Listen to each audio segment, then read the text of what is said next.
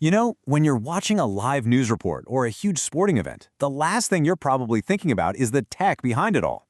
But backstage, there's been this quiet revolution that has totally flipped the script, turning broadcast studios from a world of custom electronics into, well, high-performance data centers. So let's dive into this hidden world of broadcast engineering.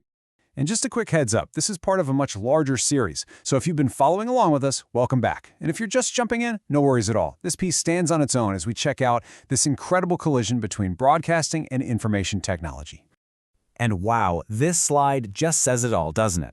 On the left, that's the old-school broadcast world. Racks and racks of specialized, single-purpose gear. You got knobs, dials, and just a sea of thick, dedicated wires.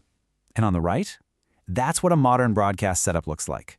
Yeah, it looks exactly like an IT server room because that's pretty much what it is now. So what this really means is that two completely different skill sets have just crashed into each other. The broadcast engineer of today has to be just as comfortable with networking stuff like TCP/IP as they are with radio frequencies and video signals. It's a huge shift from managing signals to managing data. To really wrap your head around this, I think the best way is to just follow the signal. Let's trace its path from the second it's created by a camera all the way to your screen. We're going to follow its journey from the old world of coaxial cables to the new one of data packets. So every single signal, audio or video, goes through these four basic stages. First, it's acquired. Captured by a camera or a mic. Then it's processed, maybe run through a mixer or have some effects added. Then it's routed to where it needs to go, like a recorder. And finally, it gets distributed out to you, the viewer. It's that third step, the routing part, where everything has completely changed. And this right here is the heart of the matter.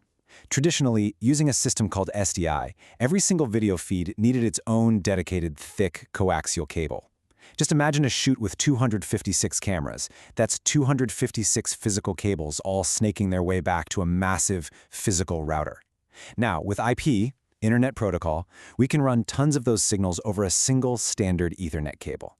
It's the difference between a rigid, fixed system and a super flexible, scalable network.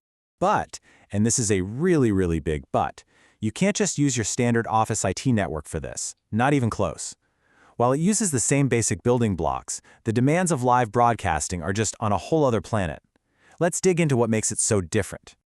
Okay, so the secret sauce, the magic that makes this all work, is a technology called PTP, or Precision Time Protocol. In a studio, every camera, every microphone, every graphics generator, they all have to be in perfect lockstep sync. And we're not just talking about having the right time of day, we're talking about every device being locked together down to the nanosecond. PTP is what makes that possible over a network. And this quote right here really drives the point home. See, your work computer probably uses something called NTP to sync its clock, which is accurate to a few milliseconds. That's fine for sending emails. But in the broadcast world, you need precision down to the microsecond. That is literally 1,000 times more precise. It's a level of accuracy that is absolutely 100% non-negotiable. And here's the other biggie. If your computer loses a few data packets while loading a website, maybe the page takes a half-second longer to appear. You probably won't even notice. But in a live video stream, a single lost packet can cause a very visible glitch on screen, a frozen frame, a block of garbage that goes out to millions of people. The tolerance for any kind of error is zero, absolutely zero. So with these insane requirements for timing and for reliability, how do you actually build an all-IP studio? Well, it all comes down to being able to manage a truly massive amount of data. This is where the broadcast facility really does become a data center that just happens to put on a TV show. So, check this out. This is the core challenge. A single uncompressed HD video stream from just one camera takes up about 1.5 gigabits per second of bandwidth. A 4K stream? That's closer to 12 gigabits per second. Now just try to imagine a studio with 20, 50, maybe 100 cameras.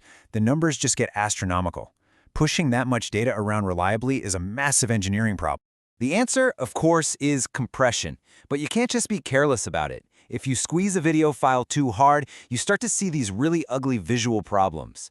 A really common one is color banding, where something that should be a smooth gradient of color, like a beautiful blue sky, turns into these chunky, visible steps. The whole game is to shrink the data size without anyone in the audience ever noticing. And this table just shows how incredibly good modern compression has gotten. Remember that uncompressed HD video at 1.5 gigabits per second? That's 1,500 megabits per second. Now look at this table.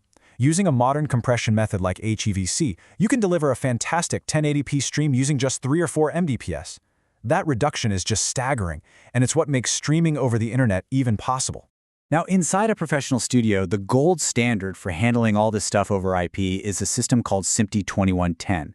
And the absolute genius of it is that it breaks everything apart. The video, every single channel of audio, all the data, it all becomes its own independent stream on the network. This gives producers an insane amount of flexibility. You need to send the audio to the sound mixer but the video somewhere else? No problem. You need to add a Spanish language audio track? You just add a new audio stream to the network. You don't have to touch the video at all. It's a game changer. Okay, so we've been deep in the tech weeds for a bit, but why does any of this matter to you? Because this whole convergence between broadcast and IT is what makes the media experiences you now just expect possible. Let's see how it all comes together in the real world. This IP foundation is what makes modern remote productions happen. You can have a huge sports broadcast with cameras all over a stadium, but the director and the whole crew can be in a control room thousands of miles away, all just connected by these IP networks. It's what allows for cloud-based newsrooms and enables those stunning 4K sports broadcasts that just were not possible with the old tech. So we'll end on this question. We've seen studios literally transform from electronics workshops into these high-performance data centers. As that trend continues and the line between broadcasting and cloud computing gets blurrier and blurrier, what's the next frontier? What new kinds of content and interactive shows will this incredibly powerful foundation make possible? It's a pretty exciting thing to think about.